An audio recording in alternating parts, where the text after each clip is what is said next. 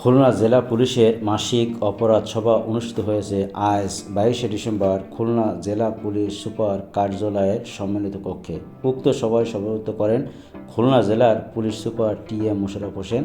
মাসের মাসিক অপরাধ সভায় শুরুতে গত নভেম্বর মাসের অপরাধ বিবরণী এবং পূর্ববর্তী মাস এবং পূর্বের মাসের সংশ্লিষ্ট মাসের তুলনামূলক অপরাধ বিবরণী পর্যালোচনা করে আইন শৃঙ্খলা অপরাধ তথা পরিস্থিতি নিয়ন্ত্রণ রাখতে সংশ্লিষ্ট সকলে বিভিন্ন ধরনের গুরুত্বপূর্ণ দিক নির্দেশনা প্রদান করেন।